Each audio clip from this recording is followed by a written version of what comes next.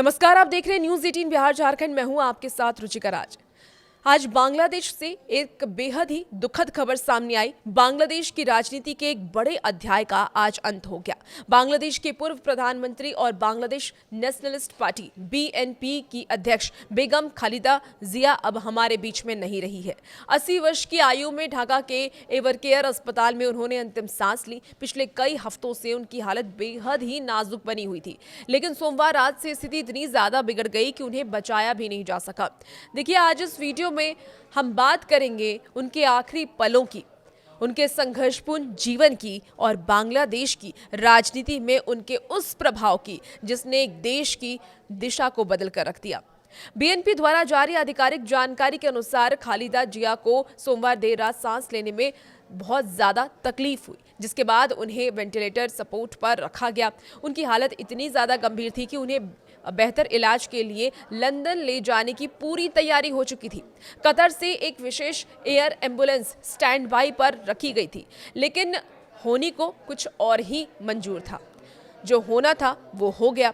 डॉक्टरों के medical board ने साफ कर दिया कि उनकी हालत इतनी नाजुक है कि उन्हें अस्पताल से ढाका एयरपोर्ट तक ले जाना भी जानलेवा हो सकता है।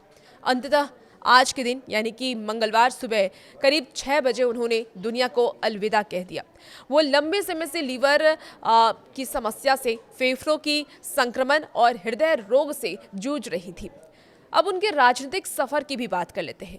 देखिए, बेगम खालिदा जिया महज एक नेता नहीं बल्कि बांग्लादेश की पहली महिला प्रधानमंत्री थी। उन्होंने 3 बार देश की कमान संभाली। उनके पति की अगर हम बात करें तो पूर्व राष्ट्रपति जियाउर रहमान की हत्या के बाद उन्होंने बीएनपी की कमान संभाली और लोकतंत्र की बहाली के लिए सड़कों पर भी उतर आई। उन्हें और उनकी प्रतिद्वंदी शेख हसीना को बैटल ऑफ बेगम्स के रूप में जाना जाने लगा। उन्होंने दशकों तक बांग्लादेश की सत्ता पर बारी बारी से राज किया। खालिदा जिया का शासन काल शिक्षा सुधारों और महिलाओं के सशक्तिकरण के लिए याद किया जाता है, लेकिन उनके राजनीतिक जीवन कानूनी लड़ाइयों और जेल के सलाखों के बीच बीता। साल 2024 में खालिदा जिया के लिए एक बड़ी राहत लेकर के आया था। छात्र विद्रोह और शेख हसीना के इस्तीफे के बाद उन्हें जेल की सजा से मुक्त किया गया था।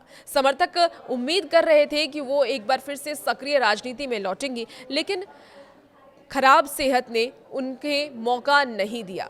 उनके निधन पर अब बांग्लादेश की अंतरिम सरकार के प्रमुख मोहम्मद यूनुस ने गहरा दुख जताया है। उन्होंने दुख जताते हुए इसे अपूरणीय क्षति भी बता दिया है। अब पूरे बांग्लादेश में शोक की लहर है और उनके समर्थकों की भारी भीड़ ढाका की सड़कों पर उमड़ रही है।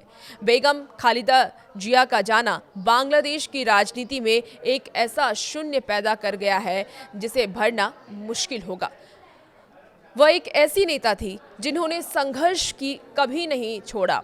आप बेगम खालिदा जिया की राजनीति सफर को किस तरीके से देखते हैं, हमें कमेंट बॉक्स में जरूर बताइएगा। और भी ऐसी वीडियोस के लिए आप बने रहिए न्यूज़ 18 बिहार झारखंड के साथ।